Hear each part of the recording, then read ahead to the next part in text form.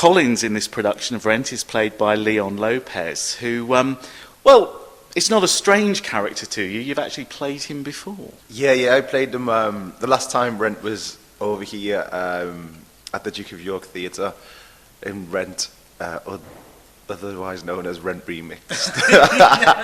Yes, it was a simpler production, I guess is probably the way of saying it. Well, yeah, I guess it was simpler in lots of ways, but it was also a lot more complicated in a whole host of other ways you couldn't imagine for different reasons. This production of Rent really takes it back to the original script and I guess the original arrangements. Yeah, which is fun. I mean, when I originally auditioned for Rent last year, or the year before, was it? I thought I was auditioning for Rent, the original version, and yeah, I was really excited. I love it. It's one of the most amazing productions. I saw it when I was 20 years old on Broadway and like sat at the back of the auditorium and cried my eyes out. Thought it was beautiful. Then when we got to the second or third audition and they were saying, they're making some changes and stuff, I thought, okay. Then when we got to rehearsal, the first day of rehearsals, and it was like, well, these are the changes. And originally they were going to try and kill Mimi off, and I nearly cried. I was like, you can't kill Mimi. They were like, because obviously, the story is based on La Bohème and whatever, and the character that she does die, they were like, we're going to take it back to more to the story. And thankfully, Jonathan Larson's estate didn't allow it. They were like, no, she has to live. When I was asked to come on board and do this, I thought it's going to be a lot of fun because I've always wanted to do the original version. And I just hope that we have enough time to be able to put as much of the original version. You're a professional actor, you'll be absolutely fine. I guess so. A few weeks left yet, you'll be fine. A few days, we're only doing one day a week. Exactly. Well, it's great that you're all doing it, you're all giving up your free time. Sunday should be the day of rest, so to speak, not sort of underneath the Tower of London in these worlds. So it does feel like a dungeon, actually, this particular room, doesn't it? Whether you had 5 weeks or 5 days of rehearsals, actually, you will be ready, and you can never have enough rehearsal, can you? No, I mean, even when you're on stage, whatever production you do, you're always rehearsing, you're always trying out new things or whatever. It's a shame that it's only going to be for one night, because obviously when the show comes to live, that's why a lot of shows have previews, because it takes that much time to kind of get into the swing of it. And even, you could do show for 1, 2, 3 years, and you're still constantly going to be evolving. But no, this is fun, because it's an exciting challenge to be able to have such a limited time and put it on for... Like a lot of I hate calling anybody fans, but a lot of the original Rem fans, they want to see it, and it's been such a long time since. And also the new fans who come on board, like a lot of people who came to see our show only knew it from the film, and they were the guys who they loved our production because it was the first time they'd seen it on stage. But to give them the opportunity to see it as it was meant to have been done, it's a shame that Rent's never taken off over here. I think on a commercial value, it's hard because people in England don't have the connections that the people in America do. Obviously, it's set in New York. When you're over there, you've got the whole feel of it, so you feel like you're going back there. And it's a shame that people can't kind of dispel, just kind of shut off and be like, I'm watching a good piece of theatre. And Rent's always like, oh, well, it's 90s, it's retro, but it is retro. And it's the same way, like, Les Mis is set whenever Les Mis is. It's like, it's a period piece, it's become period because, 20 plus years have passed. I think the problem is, though, that the subject matter is actually quite open in terms of what we see now on the news, in the newspapers.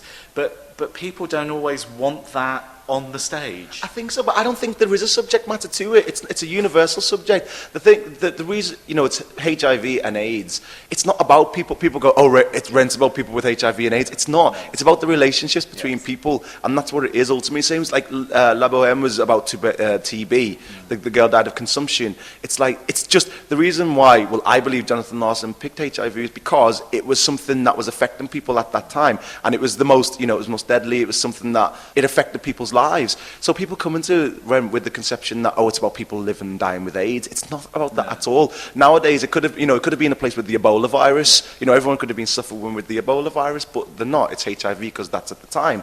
So I think people need to block that out of their minds and just come and see the relationships between, a group of friends who are trying to struggle to survive in a recession, I guess, as it is now, in the 90s when people were struggling. And they're the kind of people that are on the periphery, the outskirts of society, aren't they? They're not down and outs particularly, but they're just not quite the norm. Yeah, they don't feel like they fit in, and I think all of us can relate to that in some way. We all go to our 9-to-5 jobs, and occasionally you feel like this isn't really what I'm meant to be doing, and we're all like that. The relationship between Collins and Angel is the highlight of the show, I think. I think it's wonderfully written. And if you don't do it justice, I will be there, Mr. Lopez, to sort you out. If it's not done justice, that'll obviously be because of Mr. Nick Hayes, because I will be trying my utmost to perform. Every time I've seen Rent, I've cried. well, you'll know the part. I'm not going to give it away, just in case someone hasn't seen it. But there's a particular part in the second act where the reaction to the news that Collins has to deal with is heartbreaking. Is that difficult to be able to do and to get that effect from the audience? I don't know. The most powerful piece of theatre comes from the writing, and if the writing's strong enough, although it's about people are like, oh, it's about two men, it's about, it's a gay relationship, it's one of the most beautiful love stories ever portrayed in the theatre.